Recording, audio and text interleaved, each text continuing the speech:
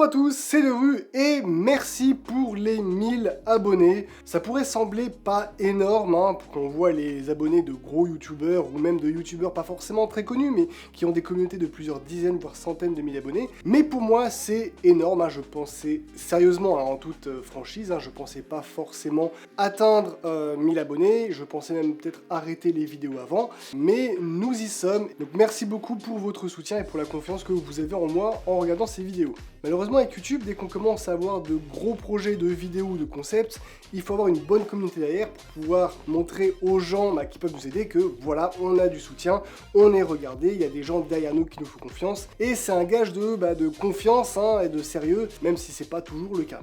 Donc ce nombre d'abonnés, 1000, même si c'est pas beaucoup, pour moi ça me permet de montrer à des gens que ils peuvent me faire confiance en m'aidant pour des vidéos ou en me laissant les interviewer ou en me montrant certaines choses pour une vidéo. Il y a quand même une communauté derrière qui est fidèle. Comme promis, on va faire une petite FAQ, vous m'avez posé des questions sur les réseaux sociaux, en commentaire de la vidéo des 900 abonnés de remerciements, et également sur Discord, je vais les prendre et on va y répondre. On va commencer par les questions les plus simples, les plus globales, les plus générales, et après on ira vers des questions un petit peu plus précises. Quels sont tes projets pour 2024 ? À l'origine, 2024 aurait dû être une année où j'aurais dû prendre un gros congé sabbatique pour un court-métrage, à peu près un court-métrage qui était à peu près en lien avec les vidéos que je fais sur ma chaîne. C'est déjà un projet qui aurait dû être fait en 2023, j'aurais déjà dû prendre un congé sabbatique en 2023, mais mon déménagement à Nantes m'ayant coûté un petit peu cher, j'ai dû repousser d'un an, et malheureusement des rencontres et des projets personnels de 2024 me voient repousser ce projet de manière indéterminée. Donc pour 2024, ça va être surtout des projets personnels, des projets de vie personnelle, et continuer sur ma lancée actuelle de vidéos, c'est-à-dire avoir mes petites séries de 4-5 vidéos cycliques, où durant ces 4-5 vidéos, il y a au moins une actu, entre guillemets, une vidéo technique, et d'autres vidéos un peu plus culture G, ou un peu plus prévention et sensibilisation. Tu comptes reprendre les streams ? Ça aussi, ça fait partie des projets que je mets en pause pour l'instant parce que j'ai vraiment pas le temps. Je préfère consacrer mon temps libre pour l'écriture à peu près correcte et le tournage et montage des vidéos plutôt que de streamer entre 6 et 10 heures par semaine. Mais c'est pas exclu que, en fonction de comment se passe mon année 2024, que durant la deuxième moitié, je reprenne les streams. Es-tu tout seul pour tes vidéos ou as-tu des collègues ? Alors ça, je l'ai expliqué dans la vidéo où je vous dévoile l'envers du décor de mes tournages. Malheureusement, je suis tout seul, et je dis bien malheureusement parce que c'est quand même un travail quand on a un autre boulot à côté, un boulot en CDI à plein temps. C'est un travail, les vidéos, qui est très long entre l'écriture, le tournage, le montage. C'est d'ailleurs pour ça que j'écris entre 4 et 5 vidéos à la fois, que je tourne ensemble et que je monte les unes après les autres. Ça me permet d'essayer de prendre un petit peu d'avance. Mais pour l'instant, je n'ai personne, donc il n'y a personne aussi pour faire de la relecture. Ce qui m'a valu d'ailleurs d'avoir des commentaires qui se moquaient non pas du contenu de la vidéo, mais bien des fautes de vocabulaire et de grammaire que j'ai pu faire, sachant que je lis mon texte, et il faut savoir que même si j'ai déjà fait à peu près une centaine de vidéos, c'est pas pour autant qu'on est plus à l'aise devant une caméra. Donc quand on lit un texte ou quand on écrit un texte et qu'on est dans ses pensées, ça arrive qu'on fasse des fautes et qu'on s'en rende pas forcément compte.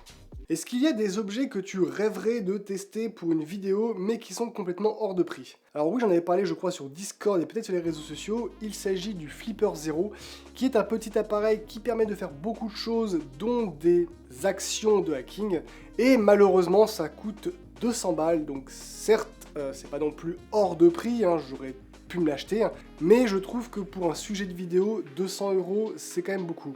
Si seulement mes vidéos étaient monétisées, j'utiliserais justement l'argent des vidéos pour investir là-dedans et faire des vidéos, quitte à renvoyer après l'article. Mais là, déjà c'est un article que je sais pas si je le renverrai, il est toujours intéressant, mais bon, 200 € pour ça, ça commence à faire un peu beaucoup. Qui dit cybersécurité dit cyberdonnées. Est-ce que via ton métier tu traites des données dites sensibles ? Et si oui, pour quel corps de clientèle et quel genre de pression ça peut imposer lors d'un problème ? Est-ce que tu as une anecdote non soumise à confidentialité ? Alors, il faut savoir que justement, le métier de la cybersécurité est un métier qui pourrait donner accès assez facilement, si les choses étaient mal faites, à des données sensibles, donc des données clients, des données bancaires. Heureusement, lorsque on va travailler pour un client, le périmètre d'action est très limité, et en gros, mon travail en tant qu'analyste SOC, théoriquement, on est l'une des branches de la cybersécurité où on pourrait avoir accès au plus de données possibles, parce qu'en fait, on analyse des logs, donc en gros c'est des informations qui passent, qui viennent de plein de sources. Ça peut être l'antivirus, ça peut être les boîtes mail, ça peut être des pare-feux, ça peut être plein de choses. Donc théoriquement, si les choses sont mal faites, on pourrait avoir accès à certaines données confidentielles. Ça peut être le cas par exemple lorsqu'un mail est signalé en phishing. Théoriquement, comme les outils de sécurité mail sont bien faits, tant qu'un mail n'est pas signalé en tant que phishing, on n'y a pas accès, on ne peut pas regarder ce qu'il y a dedans. On peut peut-être juste voir les objets des mails, mais pas le contenu, ni les pièces jointes. Mais dès l'instant qu'un mail est signalé en tant que comme un mail de phishing, on peut voir le contenu et les pièces jointes. Et si un mail légitime est signalé maladroitement comme un mail de phishing, là on peut avoir accès à certaines données. Donc ça peut nous arriver, mais théoriquement on n'est pas censé avoir accès à des données confidentielles ou sensibles. Même pour certains clients qui sont du milieu bancaire, les logs sont travaillés en amont de manière à ne pas nous envoyer des numéros bancaires, des données clients. Et si ça arrive, c'est que c'est mal fait. Donc malheureusement, je n'ai pas d'anecdote à vous faire part sur des fuites ou des problèmes de données sensibles. Oh my God! Okay, it's happening. Everybody stay calm. What's the procedure, everyone? What's the procedure? Quoique là, dernièrement, on a eu un cas de potentielle fuite de données par un ancien employé qui est parti donc travailler dans une autre entreprise, mais qui avait gardé des contacts de clients. Ce qui fait que il a contacté au moins un de ses clients pour essayer d'en faire un nouveau client de sa nouvelle entreprise. Mais heureusement, on a été mis au courant et donc des démarches légales sont en cours. Question pour laquelle je vais peut-être mettre un petit peu plus de temps à répondre. Pourquoi avoir choisi l'informatique? Alors moi j'en vois deux questions en une. C'est pourquoi avoir choisi l'informatique en tant que domaine de travail, et pourquoi avoir choisi l'informatique en tant que sujet de vidéo. Pour la première question, pour avoir choisi ça comme domaine de travail, de compétences, comme beaucoup de personnes je pense, j'ai baigné dedans dès mon plus jeune âge, je devais avoir 2-3 ans qu'on ait notre premier PC. J'ai beaucoup regardé mon père l'utiliser sans forcément comprendre, ce qui fait qu'il y a des mécanismes qui sont développés. Je comprenais les branchements qu'il y avait à faire, quand mon père désactivait certains trucs, je faisais attention et je pouvais lui ressortir. Mais je comprenais pas forcément tout ce que j'y faisais, tout ce que mon père faisait dessus, mais je retenais, j'apprenais, et j'ai commencé à pas mal manipuler mon PC, comme j'en avais parlé dans les vidéos sur mes petites mésaventures cybersécurité. J'ai commencé à faire de l'investigation pour résoudre des problèmes en étant plus jeune, et donc j'ai préféré choisir l'informatique. Quand je suis rentré en prépa, j'ai eu deux choix qui sont proposés devant moi. Il y a eu la mécanique et il y a eu l'informatique, et les deux m'intéressaient bien, mais j'ai choisi l'informatique parce que je pensais être plutôt compétent là-dedans, et c'est en arrivant en école d'ingénieur qu'on se rend compte qu'en fait on est une grosse merde et qu'il y a toujours des gens qui ont appris plus de choses parce qu'ils ont appris à faire du dev, ils ont appris à faire du réseau parce qu'ils sont passés en IUT pendant que moi j'étais en prépa, donc c'est un petit peu comme si on perdait 2 voire 3 ans de notre vie en prépa là-dessus. Et donc je me suis rendu compte que je ne savais rien, et donc j'ai dû apprendre beaucoup de choses. Et le pire là-dedans, j'en avais parlé dans une très vieille vidéo, c'est que tout ce que je fais en sécurité informatique maintenant, je l'ai même pas appris en école. Je l'ai appris vraiment sur le tas au boulot. Et ça me fait penser à une question qu'on m'a posée sur une des dernières vidéos techniques, c'est pourquoi je ne crée pas mes propres scripts au lieu d'utiliser des scripts tout faits, ce qu'on appelle du script killing. Tout simplement parce que je suis une brêle en dev, je ne sais pas coder. Si je savais coder, il y aurait sûrement des choses que je tenterais de faire par moi-même, mais je ne sais pas coder, et c'est pour ça que j'aime pas forcément le code. Alors j'en ai fait en école d'ingénieur, j'aime pas forcément ça, et c'est pour ça que je préfère utiliser des scripts déjà faits pour vous présenter des types d'attaques, plutôt que de m'emmerder à faire des trucs de mon côté qui risquent de ne pas marcher. Voilà, petite parenthèse fermée. Et pour la deuxième partie de la question, pourquoi avoir choisi l'informatique en tant que sujet de vidéo? Eh bien, à l'origine, c'était pas prévu. En fait, quand je suis arrivé en Ile-de-France, j'ai été en coloc avec pas mal de gens, on était en coloc à 6, et dans le tas, il y avait une personne qui était un ancien de Belfort, qui a fait partie du club vidéo de l'école d'ingénieur, un club vidéo auquel j'ai aussi participé, et à l'origine, je me suis dit, c'est cool, on est deux à avoir fait de la vidéo, à apprécier ça, on va peut-être pouvoir faire quelques petits projets vidéo, des petits courts-métrages, des trucs sympathiques, pour le plaisir, pour le fun. Ça ne s'est pas passé, et en attendant, moi, de rassembler du matériel et peut-être des gens qui seraient passionnés par la vidéo, j'ai commencé à ouvrir ma chaîne en faisant au début donc, mes Dog Games, les vidéos où je parle d'une licence complète de jeu, qui étaient faites surtout à l'origine pour m'entraîner, me préparer, faire découvrir, me faire apprendre de nouvelles choses en montage vidéo. Et les deux Rutech, donc les vidéos sur la sécurité informatique et sur l'informatique, étaient là pour combler. Parce que les Dog Games, ça me prenait quand même quasiment 8 heures d'écriture, 2 heures, 2 heures et demie de tournage pour une seule vidéo, et au niveau du montage, ça me prenait entre 20 et 30 heures. Donc autant dire qu'il fallait que je meuble entre deux Dog Games, parce que sinon, il y aurait peut-être eu une vidéo toutes les 4 semaines, tous les mois. Donc j'ai commencé à faire ces vidéos sur les deux Rutech, sur la sécurité informatique, parce que c'est un sujet que je maîtrisais plutôt bien, vu que je travaille dedans, et donc c'était beaucoup plus facile d'écrire des vidéos, et le montage et le tournage étaient quand même relativement simples. Il n'y avait pas trop du moins de mise en scène, il n'y avait pas d'effet fond vert, il n'y avait pas de capture de jeu à faire, donc les premières vidéos sont très courtes, c'est que quelques minutes, je crois que c'est entre 3 et 5 minutes. Donc c'était pour moi un moyen de faire des vidéos très rapidement, pas de manière industrielle, c'était pas non plus faire court pour faire beaucoup, c'était faire des vidéos assez rapidement en allant à l'essentiel pour glisser des vidéos entre deux Dog Games. Sauf que, pour les raisons que je vous ai évoquées, les Dog Games étaient très longs à faire, un peu chiants. Et au final, comme j'ai commencé à sortir beaucoup de Rutech et très peu de Dog Games, vous, les abonnés, vous avez commencé à suivre la chaîne plus pour les deux Rutech que pour les Dog Games.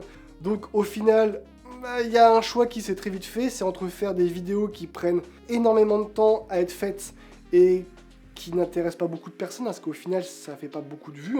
Quand on voit que j'ai ma vidéo technique, pratique sur l'ARP Poisoning qui a dépassé les 12 000 vues, et que maintenant dès que je sors une vidéo pratique, on dépasse la centaine de vues en très peu de temps, ouais, c'est plus pour ça. Donc on pourrait dire, oui, je cherche à faire des vidéos pour les vues. On va dire que c'est un peu un moteur, si on poste sur YouTube, c'est pour être vu. Si on fait une vidéo qui nous prend beaucoup de temps et qui fait 40 vues, et qu'à côté de ça, on peut en faire 2, 3, 4, qui font plusieurs centaines, qui font plus de 100 vues, et qui mettent autant de temps cumulé à être faites, il y a un moment, c'est aussi la motivation et le moral qui va jouer, et on va très vite choisir de faire les vidéos plus courtes, qui nous plaisent tout autant, où malheureusement, il y a moins de mise en scène et moins d'effets spéciaux, mais qui peuvent tout autant m'intéresser moi à les réaliser que vous à les regarder. Donc si un jour on commence à me dire que mes Dog Games intéressent du monde, peut-être que j'en referai, j'en reglisserai, mais pour l'instant je préfère vraiment me concentrer sur de l'informatique et de la sécurité informatique pour continuer à faire de la prévention, de la sensibilisation, faire de la vulgarisation, parce que j'ai quand même quelques sujets d'informatique qui sont pas vraiment liés à la sécurité, mais que j'aimerais bien faire. Donc je pense que pour le moment ça va être les deux Rutech qui vont être prioritaires sur tout autre type de vidéo.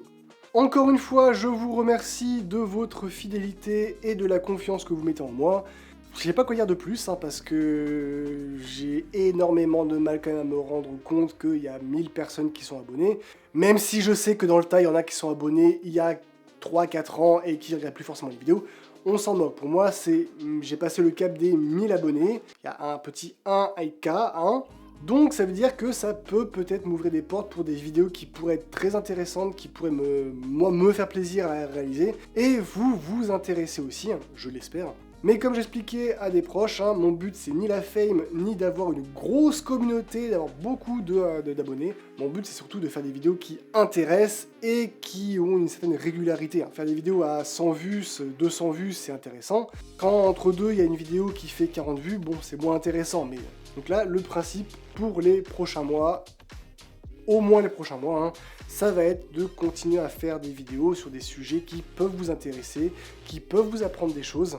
Et pour cela, n'hésitez pas à continuer à me partager vos idées de vidéos, des sujets qui vous intéresseraient, et à me poser des questions. Ça pourrait toujours, moi, me donner une idée de vidéo qui pourrait répondre à cette question-là, sans vous répondre directement en commentaire ou sur Discord. J'espère que ces questions et ces réponses vous auront plu.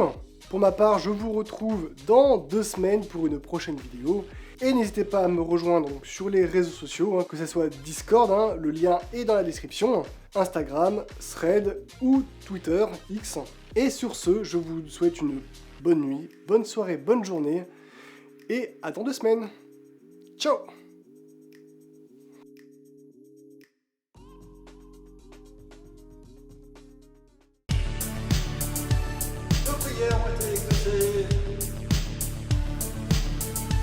Insérer blague sur Apple ici.